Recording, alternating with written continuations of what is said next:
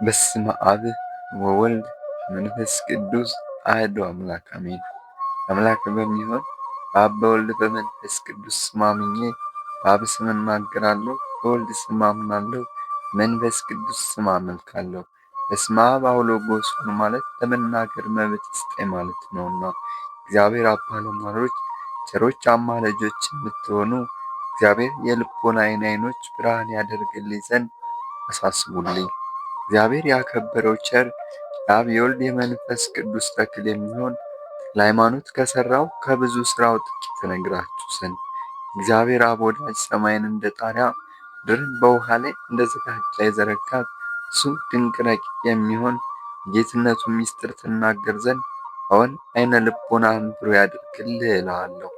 መጉደል ከሌለበት ከጌትነቱ ባሕር ቀድተህ ታረካን ዘንድ ማለትም ፈጽመህ ትነግረን ታስተምረን ዘንድ በበጎ ሥራ የሚጋደል የክቡር አባታችን የተክለ ሃይማኖትን ነገር ትነግረን ዘንድ ብሩህ በሚሆን በጌትነት እውቀት ልቦናህን ብሩህ ያደርግልህ በእውነት ለዘላለሙ አሜን። በባሕርይ በሕልውና አንድ በሚሆኑ በሦስቱ ስም አምናለሁ ማለት ቅድመ ዓለም ከአብ ያለ እናት መወለዱን አምናለሁ እረዳለሁ፣ በእምነቴም እጸናለሁ ማለት ነው። ሰማያት ከመፈጠራቸው አስቀድሞ ክቡር የሚሆን የአብ የባሕርይ ልጁ ዘመን ሳይቆጠርለት ከጌትነቱ ጽናት የተነሳ ከሌላ ባሕርይ ያልተገኘ በስሙ ማመኔን ያጸናልኝ ዘንድ በፍቅሩ ፍላጻ አነቃቅቶ ልቦናዬን ያነሳሳው ዘንድ በወልድ ያመናችሁ በሉ አጥብቃችሁ ለምኑልኝ። አባታችን ተክለ ሃይማኖት ለብዙ ዘመን የሠራውን ለመናገር እችል ዘንድ በእውነት ለዘላለሙ ቅድመ ዓለም ከአብ ያለ እናት የተወለደ በሁለት ወገን ድንግል ከምትሆን ከቅድስት እመቤታችን ለመወለዱ ዘርአ ብእሲ ተቀድሞት ያልተገኘ የባሕርይ ልጁ እሱ ሃይማኖትን ያጽናል በሉኝ። በነቢያት ይወርዳል ይወለዳል ተብሎ የተነገረ እሱ ሐዋርያት ወረደ ተወለደ ብለው ያስተማሩት እሱ በመንፈስ ቅዱስ መሰንቆ ቃኝነት የብፁዕ አባታችን የተክለ ሃይማኖትን ሥራ ትነግረን ዘንድ ይክፈትልህ በሉኝ። በአምላክነት በምትሠራ በጌትነቱ ፍቅር ፍላጻ የልቦናን መሠረት ያናውጸው በእውነት ያለ ሐሰት በመንፈስ ቅዱስ ስም አመልካለሁ። መልካለሁ ማለት ለመንፈስ ቅዱስ ለአብ ለወልድ እሰግዳለሁ ማለት ነው። ሦስትነታቸው ሳይታወቅ አስቀድሞ በባሕርይ አንድ በሚሆን አካል ሦስትነታቸው ከታወቀም በኋላ በባሕርይ በሕልውና አንድ በማድረግ ሦስቱን አካላት ማመን እንደዚህ ነው። መንፈስ ቅዱስ በገለጸልኝ አንደበት እናገር ዘንድ በመንፈስ ቅዱስ መስታወትነት ሃይማኖቴን ይገልጽልኝ ዘንድ ክቡር የሚሆን ተክለ መንፈስ ቅዱስ የሚባል አባታችን ተክለ ሃይማኖት መከራውን ሁሉ እየተቀበለ ከመከራው ሥራ ፍጻሜ እናገር ዘንድ እናንተ በመንፈስ ቅዱስ የከበራችሁ የክርስቲያን ወገኖች በሉ እስኪ ሃይማኖቴን አጽኑልኝ። በእውነት ሃይማኖትን ያጸናልህ አንደበትን ይግለጽልህ። መንፈስ ቅዱስ በአንተ አድሮ ይናገር። በሰናዖር 72 ቋንቋ የገለጸ መንፈስ ቅዱስ ነውና ሐዋርያት ላይ አድሮ 72 ቋንቋ ያናገረ መንፈስ ቅዱስ ነውና በእሳት አምሳል ያደረባቸው 72 ቋንቋ የገለጸላቸው መንፈስ ቅዱስ ነውና አንተ የእግዚአብሔር ወዳጅ አንተም እንደነሱ እሱ መንፈስ ቅዱስ ይገለጽልህ በእውነት ያለ ሐሰት የተሰወረ ሥራውንና ፍጹም የሆነ ስነ ምግባሩን ይግለጽልህ። በሦስት ስም አምኖ ያለ መቀዳደም የሠራውን የሥራውን ፍጹምነት ይግለጽልህ። ይህ ክቡር አባታችን ተክለ ሃይማኖት ከአንተ ጋር ይኖር በመዓልትም በሌሊትም በረድኤትም አይለይ። መከራውን እየታገሰ የሠራውን ሥራ ሁሉ አንብበህ እስክትፈጽም ድረስ ትርጓሜውን ይግለጽልህ በእውነት ያለ ሐሰት አሜን። የብፁዕ የክቡር አባታችን የተክለ ሃይማኖትን ገድል ማንበብ ከጨረስክም በኋላ አንተንም እኛንም አይለያየን። ኃጥእ የሚሆን አንባቢውንም በዚህ ዓለም በሚመጣው ዓለም አይለየን። ለዘላለሙ በእውነት ይሁን ይደረግልን።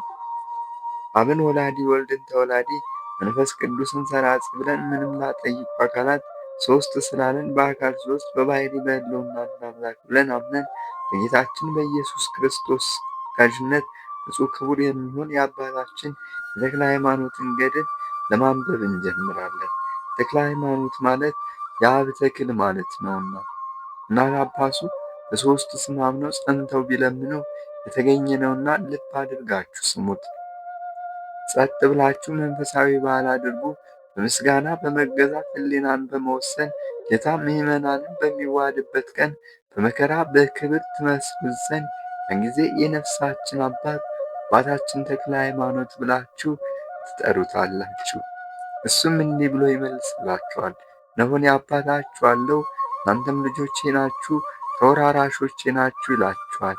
ይህንን አውቃችሁ በክቡር አባታችን ተክለ ሃይማኖት መታሰቢያ ቀን መንፈሳዊ በዓልን አድርጉ። ዛሬ በዚች ቀን እንደ ትንሣኤ አድርጎ ዝክሩን የሚያዘክር ሰው ሁሉ በምስጋና በጸሎት ማድረግ፣ ጠዋፍ ዕጣንን በመስጠት፣ መሥዋዕት በማቅረብ፣ የታረዘ በማልበስ፣ የተራበ በማብላት ፍጹም አባቴ ተክለ ሃይማኖት ይለው ዘንድ ይገባዋል። እሱም እኔ አባት አለውልህ ይለዋል። ምዕመናን በሚወርሷት በመንግሥተ ሰማያት ከእርሱ ጋር ያኖረዋል።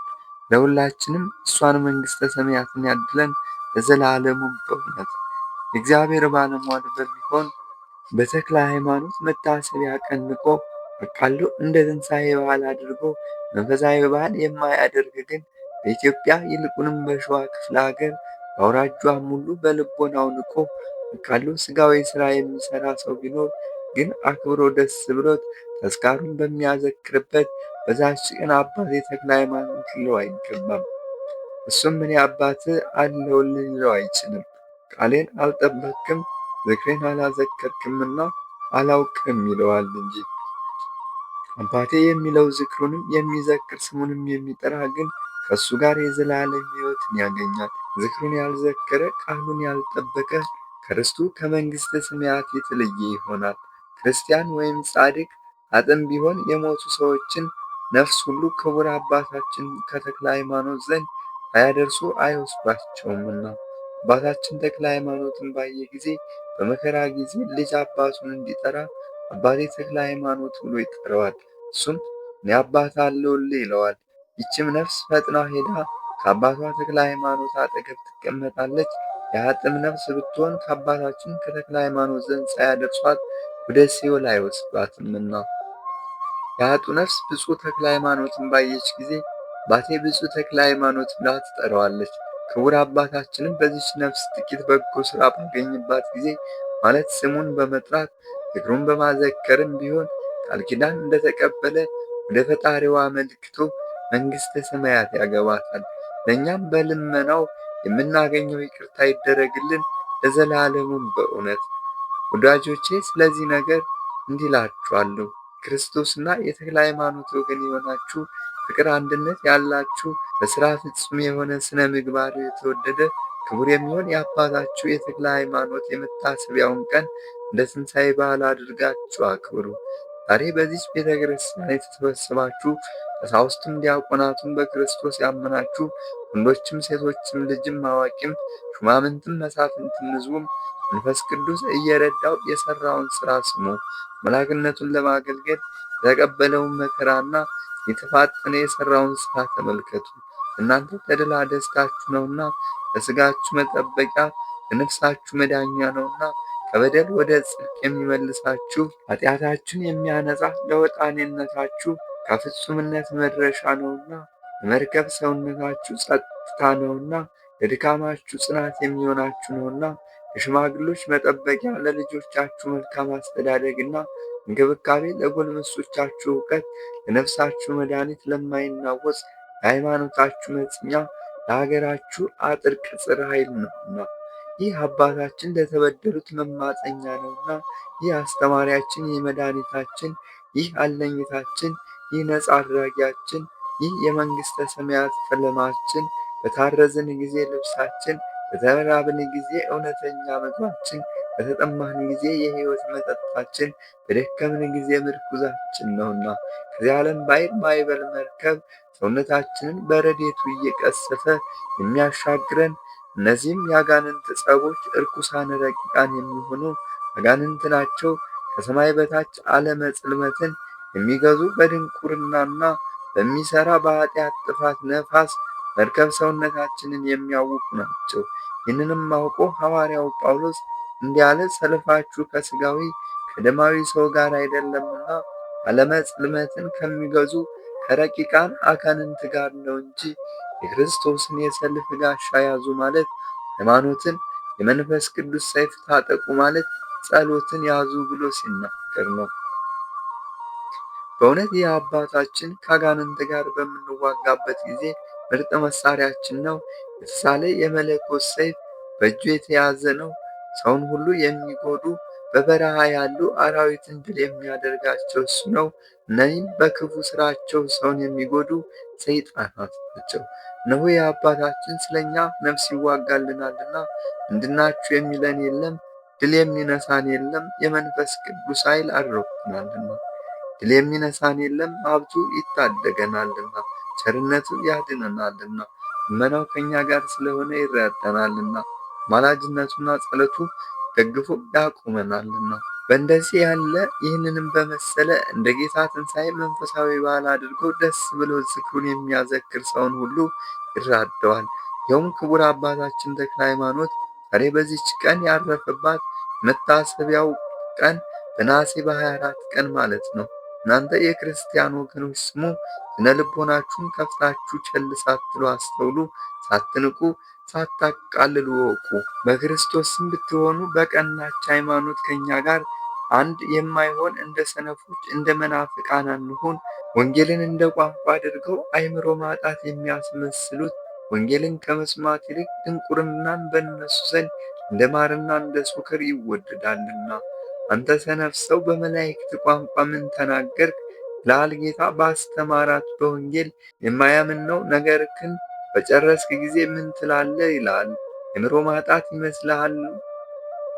ማጣት ይመስለዋልና። ስለዚህ ነገር ሲራክ እንዲህ ብሎ ተናገረ። የማይሰማ ሰው ትምህርት የሚያስተምር በአሸዋ ላይ ካብን የሚክብ ሰውን ይመስላል። የሚሰማ ሰው የሚያስተምር ግን ምርጥ ዘርን በለሰለሰና በጥልቅ መሬት ላይ የሚዘራ ሰውን ይመስላል አለ። ዳግመኛም ብልህን መከረው አስተምረው እውቀትን ይጨምር ዘንድ፣ ሰነፍ ሰው ግን ብትመክረው ብታስተምረው በምን ይሰማሃል? ነገርህን አይቀበለውምና ሲወድህ የነበረው ይጠላሃል እንጂ። ዳዊትም እንዲህ ብሏል፣ ኃጢአቱ ፍዳን አስከትላ በመጣችበት ጊዜ ይጣላታል። ስለዚህ ሰነፍ ሰውንም ብትመክረው ይጠላሃል። ወዳጆቼ እናንተ ግን ዛሬ ተድላ ደስታ የምታደርጉበትና የምታተርፉበት ሕይወት የምታገኙበት ተስፋችሁን የምታገኙበት ቀን ነው። መሥዋዕት የምታቀርቡበት ነው። መድኃኒተ ነፍስ የምታገኙበት ነው። ፍቅር አንድነት የምታደርጉበት ነውና የንጹሕ የክቡር አባታችሁ የተክለ ሃይማኖትን ነገር ስሙ። መጽሐፍ እንዲህ አለ፣ የጻድቃንን ነገር በመስማት ኃጥአን ይደሰታሉ። ደስ ያላቸው የምዕመናንን ነገር በመስማት ያዘኑ ሰዎች ደስ ይላቸዋል። መከራን የሚታገሱን ሰዎች ነገር በመስማት ድል የሚሆኑ ሰዎች ይበረታታሉ። ራሳቸውን የሚያዋርዱ ሰዎች ነገር በመስማት ትዕቢተኞች ይዋረዳሉ። የቅዱሳንን ነገር በመስማት ኃጢአት የሚሰሩ ሰዎች ወደ ንስሐ ይመለሳሉ።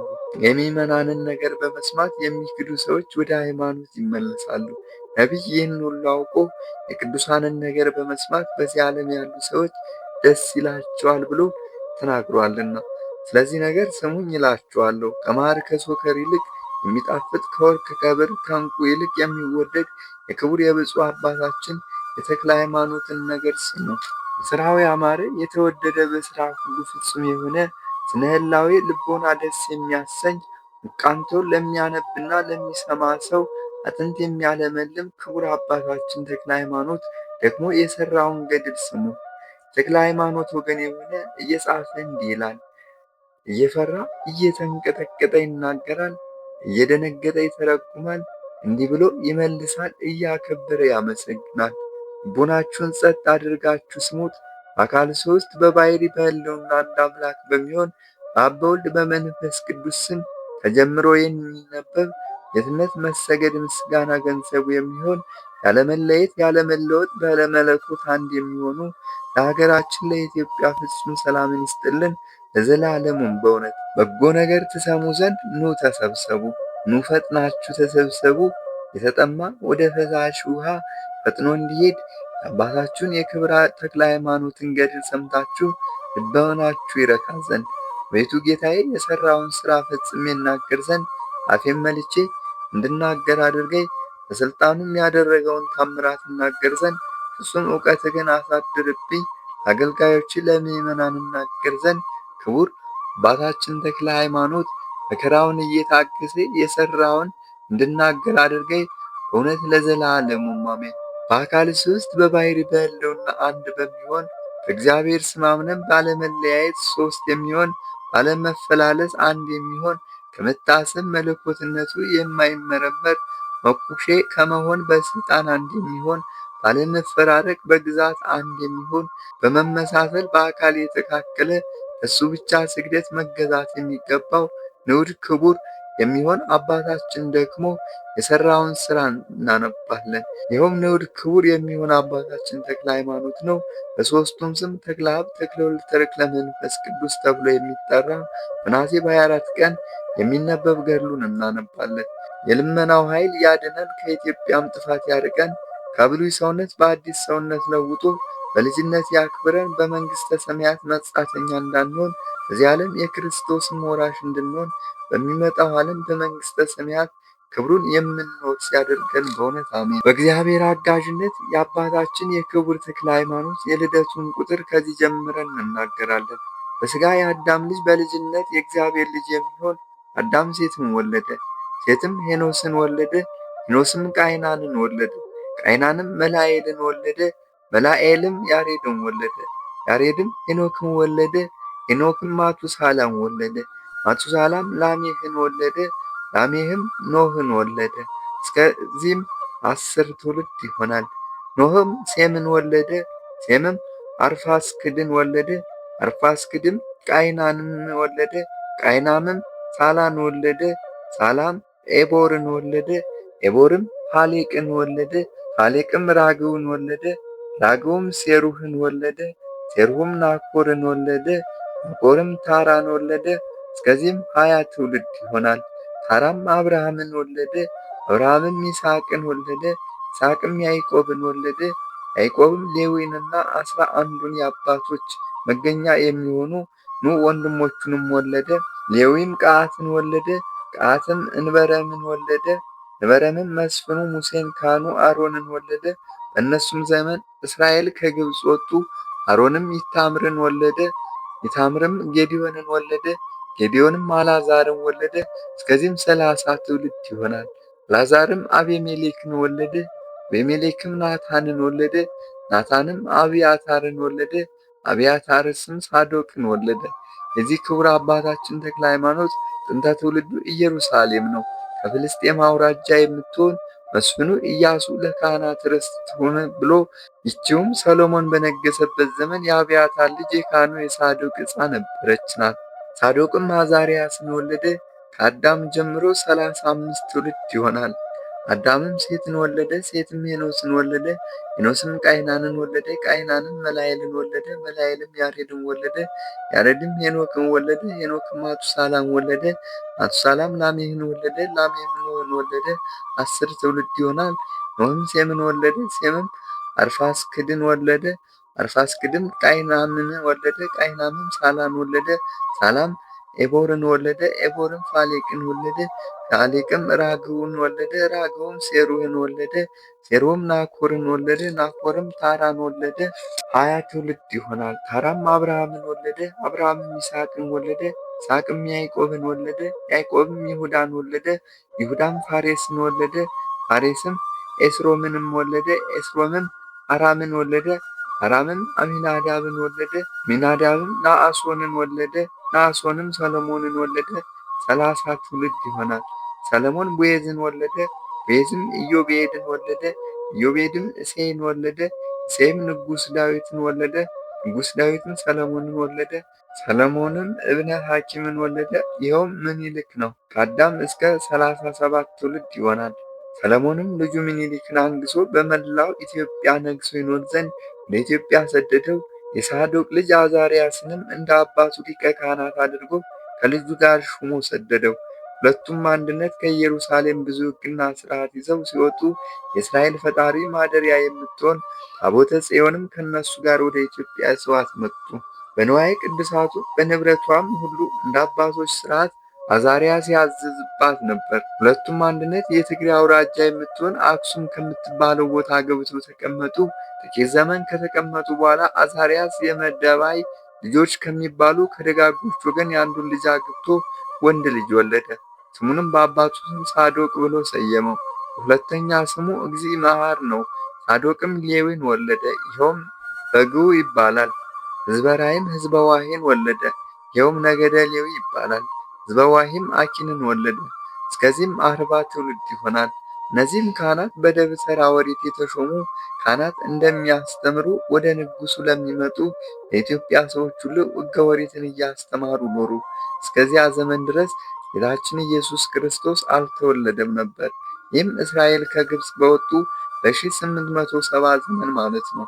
ጢባሪዮስ በሮም፣ ሄሮድስ በገሊላ፣ ባዚንም በኢትዮጵያ ነግሰው ሳለ አኪንም በኢትዮጵያ ሊቀ ካህናት በነበረበት ያን ጊዜ ለስሙ ሰጊድ የሚገባው ጌታችን ኢየሱስ ክርስቶስ የይሁዳ ዕፃ በምትሆን በቤተልሔም በድንግልና በንጽሐ ሥጋ በንጽሐ ነፍስ እየተጌጠች ከመቤታችን ድንግል ማርያም በሥጋ ተወለደ። ወደ ቀደመ ነገራችን እንመለስና ካህኑ አኪንም ስምዖንን ወለደ። ስምዖንም እንበረምን ወለደ። ይኸውም ከታቴ ብርሃን የተባለ አባ ሰላማ በዘመኑ የወጣና የዛጉዌ ልጆች በነገሱበት ዘመን ነው። አባ ሰላማን ነገር ወደፊት እናገረዋለን። ጌታችን ኢየሱስ ክርስቶስ ባረገ በ357 ዘመን አንድ ነጋዴ አንዱ ፍሬምናጦስ ሁለተኛው ሲደራቆስ የሚባሉ ሁለት ልጆች ይዞ ከኢየሩሳሌም መጥቶ ከእንበረም ቤት ገብተው አደሩ። በዚያችው ቀን ሌሊት ያ ነጋዴ ታሞ አደረ። ከጥቂት ቀን በኋላ ሞተ። እነዚህም ልጆች በእንበረም ቤት አደጉ። ከዕለታት በአንድ ቀን ፍሬምናጦስ እንበረምን እንዲህ አለው፣ ጌታዬ የኢትዮጵያን ሰዎች ባህል እኔ በጣም አደንቃለሁ። ትገዘራላችሁ፣ በክርስቶስ ስም ታምናላችሁ፣ ነገር ግን ጥምቀት አትጠመቁም፣ ሥጋ ወደሙም አትቀበሉም አለው። እንበረምም ፍሬምናጦስን እንዲህ አለው፣ ግዝረትን አባቶች ሌዋውያን ሃይማኖትንም የንግሥት የህንደኬ ባለሟል አመጡልን። ሥጋ ወደሙን ለመቀበልና ለመጠቀም ግን አስተማሪ አላመጣንም አለ። ስለዚህ አንተ ከሊቀ ጳጳሱ ዘንድ ሂድና ከእርሱ ሥልጣን ተቀብለ መጥተህ መምህር ሁነን አለው። ፍሬምናጦስም እሺ ጌታዬ፣ እንዳዘዝከኝ አደርጋለሁ አለው። እንበረምም ለፍሬምናጦስ ስንቅ ይሁን ብሎ ብዙ ወርቅና ብዙ ብር ሰጠው። ፍሬምናጦስም ወደ ኢየሩሳሌም ሄዶ ከሊቀ ጳጳሱ ከአባ አትናቴዎስ ዘንድ እንደደረሰ የኢትዮጵያን ባህል ሁሉ ነገረውና ከጳጳሳቱም ይህንን ሰምቶ እጅግ ደስ አለው። ስሙንም ሰላማ ብሎ በመላዋ ኢትዮጵያ ጳጳስ አድርጎ ሾመው። ይኸውም ሰላማ ማለት ሰውን ከእግዚአብሔር ጋር የሚያስታርቅ ማለት ነው። በፍቅር ተቀብለው በፍቅር ሸኙት። ከዚህ በኋላ አባ ሰላማ ተመልሶ ወደ ኢትዮጵያ መጣ። ይኸውም ጌታችን ኢየሱስ ክርስቶስ ባረገ በ365 ዓመተ ምህረት አብርሃና አጽባህ በነገሱበት ዘመን ማለት ነው። አባ ሰላማ አስቀድሞ ከእንበረም ዘንድ እንደደረሰ አጥምቆ ዲቁና ሾመው። በነጋውም ቅስና ሾመው። ስሙንም ለውጦ ሕዝበ ቀድስ ብሎ በሰየመው ሰውን ሁሉ አጥምቅ፣ ሹመትህም ከኔ በታች ኤጲስቆጶስነት ማድረግ ይሁን አለው። እንበረምም የሥልጣን ሹመት ከሱ ተሹሞ ሰውን ሁሉ አጠመቀ፣ ወንጌልን አስተማረ። ያን ጊዜም የኖባ ሰዎች አምነው ተጠመቁ። ትግራይና የናግራን የአማራና የአንጎትን ሰዎች የዘባጉድርና የቋታም ሰዎች በሕዝበ ቀድስ ትምህርት አምነው ፍጹም ክርስቲያን ሆኑ። ደጋጎቹ ነገሥታት አብርሃና አጽብሃ በነገሱበት ዘመን ሕዝበ ቀድስ ካህን ያሬድና ንግሥት ሕዝባን ወለደ። ንግሥት ሕዝባም ከንጉሡ ከግርማ አስፈሪ ሕዝበ ባርክን ወለደች። ይኸውም ልብ ደሃሪ ይባላል። ሕዝበ ባርክም ከትግሬ መጥቶ ባህር ቀጋግ ከምትባል አገር ዳውንት ገብቶ ተቀመጠ። ከዚያ አንዲት ሴት አግብቶ ተክለ ቃዓትን ወለደ። ተክለ ቃዓትም መቅደላ ከምትባል ከሳይንት አውራጃ አንዲት ሴት አግብቶ 7 ልጆች ወለደ። በውስጧም ስላደጉ እስከ ዛሬ ድረስ ርስታቸው ሆና ትኖራለች። 7ቱ አብያተ ዝቋናት ይባላሉ። እነዚህም በአክሱም ተመድበው ታቦተ ጽዮንን የሚያገለግሉ ናቸው። ከእነሱም አንዱ አጽቀ ሌዊ ይባላል። እሱም የወለቃን ሰዎች፣ የአማራን ሰዎች፣ የመንዝንና የመርሃ ቤቴን ሰዎች አስተምሮ ያጠመቀ ነው። ይኸውም አጽቀ ሌዊ አርበ ግሼ ከምትባል ሀገር አንዲት ሴት አግብቶ አርበ ጎሽን ወለደ። አርበ ጎሽም ይግና መስቀልን ወለደ። ይግና መስቀልም ይቅና ዳዊትን ወለደ። ይቅና ዳዊትም ዘልዑልን ወለደ። ዘለውልም ሚናስን ወለደ። እስከዚህም 50 ትውልድ ይሆናል። ሚናስም አበይድላን ወለደ። አበይድላ ማለት የሸዋን አውራጃ ያስተምር ዘንድ ይሂድ ማለት ነው። የአማራ ሰዎች ሀብተ ትንቢት ስላደረባቸው የተናገሩት ነገር ፈጥኖ ይደረግ ነበርና አበይድላንም ንጉሥ ድጋዛን በሸዋ የሚኖረውን ሕዝብ ሁሉ ያስተምር ዘንድ በወንበር ተሹመው ከከበሩ 150 ካህናት ጋር ወደ ሸዋ ሹሞ ሰደደው። ለእነዚያም አለቃቸው አበይድላ ነው። ሸዋም በገቡ ጊዜ አበይድላ ልጅ ጽላልሽ ከምትባለው ገብቶ ተቀመጠ። በውስጧም የሚኖረውን ሰው ሁሉ እያስተማረ በአንዲት ቀን 100 ሺህ 200 ሺህ ያጠምቅ ነበር። እነዚህም በካህናት ዘመን በሸዋ አውራጃ ብዙ አብያተ ክርስቲያናት ተሰሩ። ጽላትም ንዋያተ ቅድሳትም በቤተ ክርስቲያን የሚነበቡ መጻሕፍትም ሁሉ በንጉሡ ትእዛዝ ከሳይንት ከካህናቱ ጋር መጥተው ነበር። አበይድላም ከጽላልሽ አውራጃ ዞረሬ ከምትባል ቦታ መርጦ ገብቶ ተቀመጠ። ከዚያም ደጋጎች ወገን አንዲት ሴት አግብቶ አርበጎሽን ወለደ። ይኸውም ሕይወት ብነ በጽዮን ነው። ሕይወት ብነ በጽዮንም በኩረ ጽዮንን ወለደ። ይኸውም አበነ እግዚእ ነው። በኩረ ጽዮንም ሕዝበ ቀድስን ወለደ። ይኸውም ነገደ እግዚእ ነው። ሕዝበ ቀድስም አቃቢነ እግዚእ የሚባል ብርሃነ መስቀልን ወለደ። በዚያም ወራት በድልናድ መንግሥት ጊዜ መንግሥት ከእስራኤል እጅ ወጥታ ወደ ዛጉዌ ወገን ሄደች። የኢትዮጵያ ነገሥታት የትውልዳቸው ቁጥር ይህ ነው። እብነ ሐኪም ተማይን ወለደ። ተማይም ዘግዱሩን ወለደ። ዘግዱሩም አኩኩማይን ወለደ። አኩኩማይም አውሳቢዮስን ወለደ። እስከዚህ 40 ትውልድ ይሆናል። አውሳቢዮስም ተዋስያንን ወለደ። ተዋስያም አብራልዩስን ወለደ። አብራልዩስም ወረደ ፀሐይን ወለደ። ወረደ ፀሐይም ሃንደርን ወለደ። ሃንደርም ወረደ ነጋሽን ወለደ። ወረደ ነጋሽም አውስያን ወለደ። አውስያም ኤጎልዮንን ወለደ። ኤጎልዮንም ቶማ ጽዮንን ወለደ። ቶማ ጽዮንም ባስልዮስን ወለደ። ባስልዮስም አውጥን ወለደ። እስከዚህም 50 ትውልድ ይሆናል። አውጥጥም ዘዋሪ ንብረትን ወለደ። ዘዋሪ ንብረትም ሰይፋይን ወለደ። ሰይፋይም ረመሃይን ወለደ። ረመሃይም አንዴን ወለደ። አንዴም ሰልፊያን ወለደ። ሰልፊያም አግውልን ወለደ። አግውልም በዋውልን ወለደ። በዋውልም በወሪስን ወለደ። በወሪስም መሐሴን ወለደ። መሐሴም ናርኬን ወለደ። እስከዚህም 60 ትውልድ ይሆናል። ናርኬም ባዜንን ወለደ። ክብር ምስጋና ይግባውና ጌታችን ኢየሱስ ክርስቶስ በዘመኑ ተወለደ። ባዜንም በነገሰ በ8 ዓመት ጽንፋርድን ወለደ። ጽንፋርድን ባሕር አስግድን ወለደ። ባሕር አስግድም ግርማ ሶርን ወለደ። ግርማ ሶርም ግርማ ሰፈርን ወለደ። ግርማ ሰፈርም ሰርጓይን ወለደ። ሰርጓይም ዘርአይን ወለደ።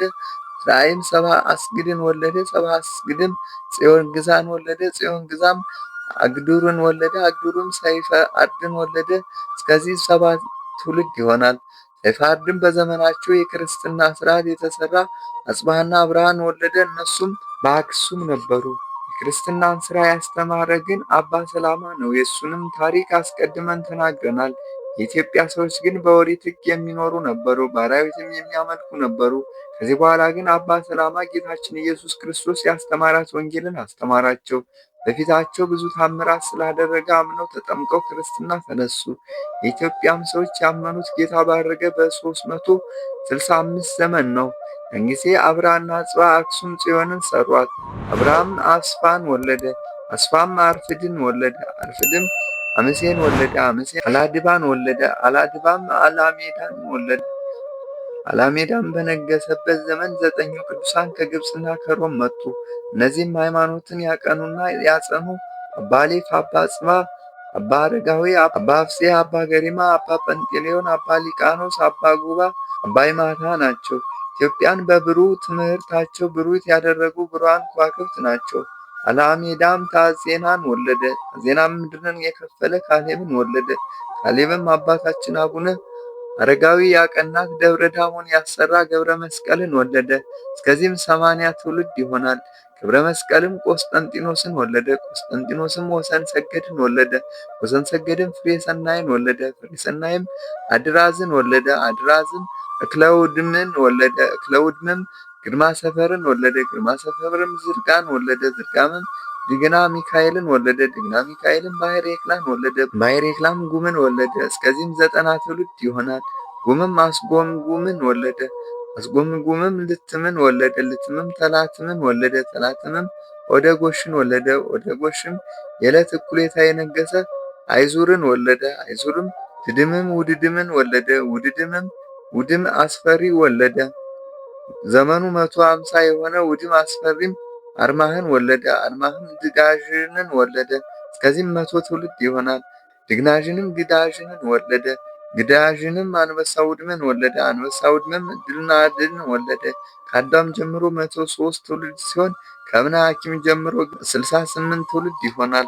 ያን ጊዜ መንግስት ከእሱ እጅ ወጥታ ከእስራኤል ወገን ላልሆኑ ለዛጉዌ ልጆች ተሰጠችና እሱም 333 ዘመን ገዙ። ከ333 ዘመን በኋላ ግን አባታችን በተክለ ሃይማኖት ልመና በይኩኖ አምላክ ጊዜ የእስራኤል መንግስት እንደተመለሰች ወደፊት በሚመጣው እንናገራለን። ከምንናገርበት አንቀጽ እግዚአብሔር በቸርነቱ ያድርሰን። እንግዲህ ወደ ቀደመ ነገራችን የክቡር አባታችን የተክለ ሃይማኖትን ልደት ወደ መቁጠር እንመለስ። ብርሃነ መስቀልም ሕይወት ብነ በጽዮንን ወለደ። ይኸውም ኖላዊ እግዚእ ይባላል። ሕይወተ ብነ በጽዮንም ሴትን ወለደ። ሴትም ወረደ ምህረትን ወለደ። ወረደ ምህረትም ዘራ ዮሐንስን ወለደ። ይኸውም ክቡር ጸጋ ዘአብ ነው። እሱም ክቡር አባታችን ተክለ ሃይማኖትን ወለደ። ከአዳም ጀምሮ 61 ትውልድ ሲሆን ከአዛርያስ ጀምሮ ቢቆጥሩ 27 ትውልድ ይሆናል። የክቡር አባታችን የተክለ ሃይማኖት ልደት እንደዚህ ነው። በዘመናቸው ሊቃናት የሆነው የተሾሙ የከበሩ ስመጥር የሆኑ አባቶችን አስቀድሞ የጠራናቸው ሙሴ የሕዝቡን አለቆች ምስክር የሆኑ ዘንድ እንደመረጣቸው እኛም የሕዝብ አለቆች የሚሆኑ አባቶችን ስማቸውን ጠርተን የተውነውን ነገር እንዳይበዛ ለነገራችን ምስክር የሆኑት ዘንድ ብቻ ነው። አባቶቻችን በጻፉት መጽሐፍ የአባቶቻችን ልደት እንደዚህ ተገኘ። ዘር ከቡቃያ ጋር መከር ከቃርሚ ጋር አንድ ሆኖ ተገኘ ብሎ የተናገረው ነገር ደረሰ፣ ተፈጸመ። የክቡር አባታችን የተክለ ሃይማኖትና እነዚህ የክቡራን አባቶች በረከት ከሁላችን ጋር ትሁን ትደረግ ለዘላለሙ በእውነት ያለ ሐሰት አሜን። እነሆ የአባታችን የተክለ ሃይማኖት የአባቶቹ የሌዋውያን ልደት ቆጥረን ነገርናችሁ። መናገራችንም የእነሱን ሥጋዊ ልደት ክብር ሽተን አይደለም፣ የኦሪትን ሕግና የግዝረትን ሥርዓት እስከ ተማርነውና አስተምረውናል ብለን ነው እንጂ። ከአዛርያስ እስከ እንበረም ከእንበረም እስከ ክቡር አባታችን ተክለ ሃይማኖት ድረስ እኛ የማጥመቃቸውን ክብር ሽተን ነው እንጂ ጌታችን ኢየሱስ ክርስቶስ ያስተማራትን ወንጌልም አስተምረውናል ብለን የሥጋ ልደታቸውንስ ክብር ሽተን ቢሆን የክቡራት መጻሕፍትን ምስክር እየጠራን በነገርናችሁ ነበር። ቀድሞ መጀመሪያ ከኦሪት፣ ሁለተኛም ከመጽሐፈ ነገሥት፣ ሦስተኛም የአባቶቻችንን ነገር የሚናገር ከመጽሐፈ ታሪክ እያመጣን በነገርናችሁ ነበር። ከማር ከሶከር ይልቅ የሚጣፍጥ ከክብር ከወርቅ ዕንቆ ይልቅ የሚወደድ የክቡር አባታችን የተክለ ሃይማኖትን ነገር ብቻ እንናገር ዘንድ እንቸኩላለን እንጂ። ይህንን ነገር ለመናገር ላበቃን ለእግዚአብሔር ክብር ምስጋና ይግባው፣ አሜን። ጸጋ ዘአብም ከዚያች ሀገር ደጋግ ከሆኑ ሰዎች ወገን ሳራ የምትባል ሴት አግብቶ ተቀመጠ። እግዚአብሔርን በማገልገል እጅግ ደግ ሆኑ። ጾም በመጾሙ ጸሎት በመጸለይ ትዕግስትንም ገንዘብ በማድረግ ከቀን ወደ ቀን በጎ ስራን እያበዙ ሄዱ። እንደ አብርሃምና እንደ ሳራ እንደ ኤልሳቤጥና እንደ ዘካርያስ ሁለቱም እጅግ ይዋደዱ ነበር። ነገር ግን ሳራ እጅግ መልካም ነበረችና ነገሯን የሰማ መልኳን ያየ ሁሉ እጅግ ያደንቃት ነበር። ከአማቷ ቤትን ሳለች በሕግ ጸንታ ስራዋን ሁሉ ገለጠች። ለአንደበቷ መወሰንን ክንዷን ለመፍተል አጸናች። አማቷ የስራዋን ሁሉ ደግነት ባየ ጊዜ ስሟንም ለውጦ እግዚአርያ አላት። ከዚያችም ቀን ጀምሮ በዚች ስም ስትጠራ ኖረች። ከዚህ በኋላ ሕይወት ብነ በጽዮን ሞተና ሚስቱና ጸጋ ዘአብ ብቻውን ቀሩ። በገንዘብ እጅግ የከበሩ የሆኑ ነገር ግን እግዚአርያ መካን የሆነች ልጅም አልነበራትም። ለዚህም ነገር በወሩ 12 ቀን የመላእክት አለቃ የቅዱስ ሚካኤልን በዓል ማስከር ጀመሩ። የተራበ በማብላት የተጠማ በማጠጣት የታረዘ በማልበስ ነዳያንን በማክበር የተቸገሩትን በመርዳት ቀን ያዋረዳቸውን ወራት የባሳቸውን በመደገፍ እንግዳ በመቀበል ግን የዘወትር ልምዳቸው ነበር። እነሱን ያየ ልጅ እንደሌላቸውም የሰማ ሁሉ ያዝን ነበር። የአገራቸው ሰዎች ሁሉ እርስ በርሳቸው በሰውና በእግዚአብሔር ዘንድ የእግዚአርያና የጸጋ ዘአብ አኗኗር ምን ያምር ምንኛ ይወደድ ይሉ ነበር። እግዚአርያም መካን ስለሆነች በልቦናዋ ታዝን ትቆረቆር ነበር። ነገር ግን ልጅ ይሰጣት ዘንድ ልቦናዋን አጽንታ ወደ እግዚአብሔር ለመነች። ማለዳ ወደ ቤተ ክርስቲያን ሄዳ እንዲህ ብላ ለመነች። የመላእክት አለቃ የሚሆን የቅዱስ ሚካኤል ጌታዬ ኢየሱስ ክርስቶስ የመላእክት ፈጣሪ አንተነህ፣ የዓለም ሁሉ ጌጥ መገኛ አንተነህ፣ ያዘኑትን ደስ የምታሰኛቸው አንተነህ፣ ለተቸገሩትን ረዳታቸው አንተነህ፣ በዓለሙ ዳርቻ ላሉት ሁሉ አለኝታቸው አንተነህ። በባሕርም ላሉት ሁሉ አለኝታቸው አንተነህ። የነገሥታቱም ገዥ አንተነህ። የመላእክት ጌታቸው የመላእክት ኃይላቸው አማልክት ዘበጸጋ ለተባሉ ፈጣሪያቸው አንተነህ። የመብረቅ ምሰሶዎች ሁሉ የሚታዘዙልህ፣ ነፋሳትና ብልጭልጭታ ነጎድጓድም የሚገዙልህ፣ ለይኩን ብርሃን ባልከው ትእዛዝ የከዋክብትና የጨረቃ የፀሐይ መመላለስ የተሰራ ጌትነት ጽናት በካህሊነትህ አቤቱ ልመናዬን ስማኝ። ቸርነትን የሚያገለግል ልጅ ስጠኝ። አንተን የማያገለግል ከሆነ ማኅፀኔን ዝጋ ብላ ለመነች። ይህም ብላ ወደ ቤቷ ተመልሳ ገባች። የባሏ የጸጋ ዛብ ግን ሥራው ጠዋት ማታም በመዓልትም በሌሊትም ወደ ቤተ ክርስቲያን መገስገስ ነበር። ዕጣን ለማጠን የሚሄድበትንም ጊዜ አለ። መሥዋዕት ለመሥራት የሚሄድበት ጊዜ አለ። ዳዊት ለመደገም የሚሄድበት ጊዜ አለ። መጻሕፍት ለማንበብ ወይም ለመመልከት የሚሄድበትም ጊዜ አለ። ወንጌልንም ለማስተማር የሚሄድበት ጊዜ አለ። የትሩፋት ሥራን ለመሥራትና ጸሎት ለማድረግ የሚሄድበት ጊዜ አለ። እየተፋጠነ ከሚሠራው ሥራ ሁሉ ጋር ወደ ቤተ እግዚአብሔር ባዶ እጁን አይሄድም። ለቤተ ክርስቲያን የሚሆን እጅ መንሻ ይዞ ይመጣል እንጂ። ሥራውንም ከጨረሰ በኋላ ወደ ቤቱ ይመላለስ። እንዲሁም እያደረጉ ብዙ ዘመን ተቀመጡ። ከዕለታት በአንድ ቀን እግዚአብሔር ጸጋ ዛብን ጌታዬ የምነግር ነገር ነበረኝ፣ ብነግርህ ትቀበለኛለህን? አለችው። በጎ ነገር ከሆነ እቀበልሻለሁ፣ መልካምን ካልሆነ ግን አልቀበልሽም አላት። ጌታዬ ነገሩስ ደግ ነው ባለችው ጊዜ እንድትናገር ፈቀደላት። እነሆ አባትህም እናትህም ሞቱ፣ እኛም ልጅ የለን።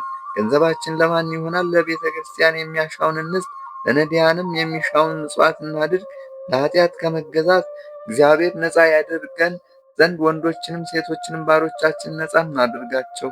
የቀረውን የቤት ዕቃችንን ሁሉ ለድሃ እንስጠው። ብድራችንን እግዚአብሔር ይከፍለን ዘንድ ልጅ ወልደን ስፍር ቁጥር የሌለው ይህን ሁሉ ገንዘብ ሰብስበን ብናቆየው ምን ይረባዋል?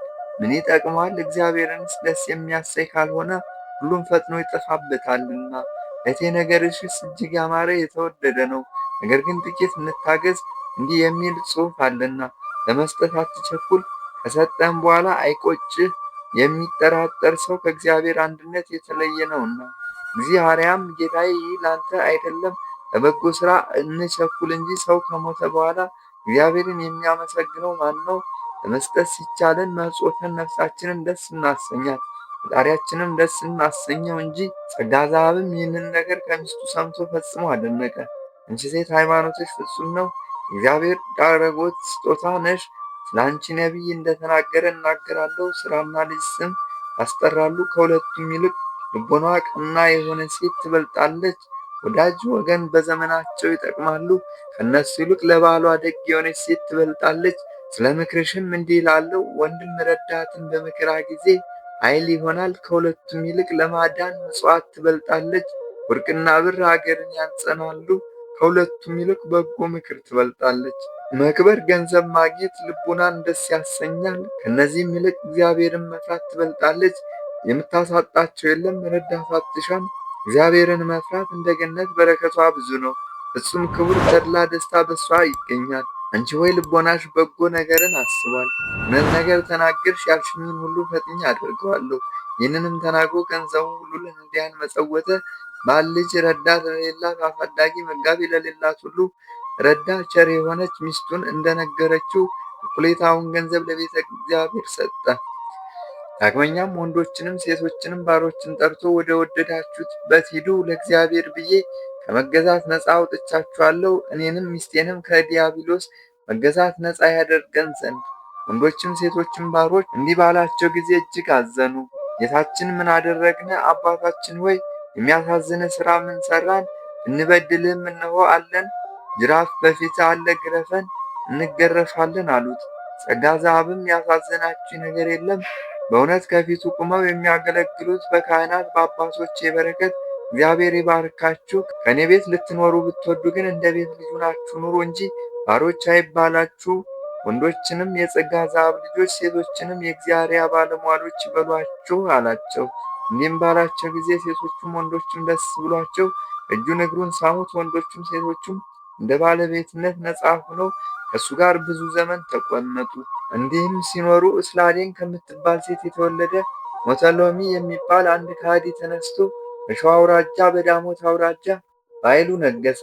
የአማራ ወሰን እስከምትሆን እስከ እዥማ ድረስም ግዛቱን አስፋፋ።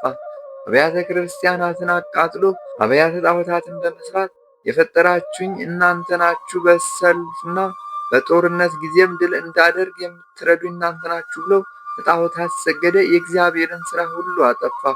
የሸዋን መኳንንት ሁሉ ሴቶቻችሁን አምጡልኝ አገባቸው ዘንድ ይላቸው ነበር።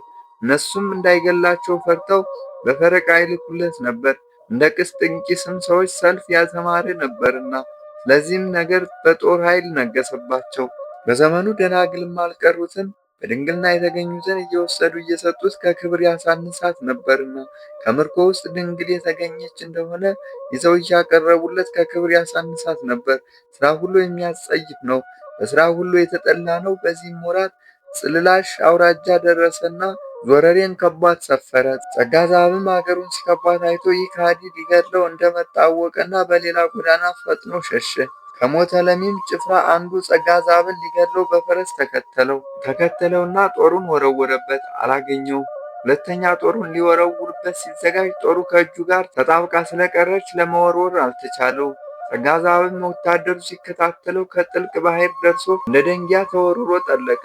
ወታደሩም ይህን አይቶ ከወንዙ ዳር ጥቂት ቆሞ ጠበቀው። ከውኃው ውስጥ ዋይቶ ምናልባት የወጣ መስሎት ነበርና፣ እንዳልወጣለት ባየ ጊዜ ወደ መንደር ተመለሰና ያገኘውን ሁሉ ይማርክ ጀመር።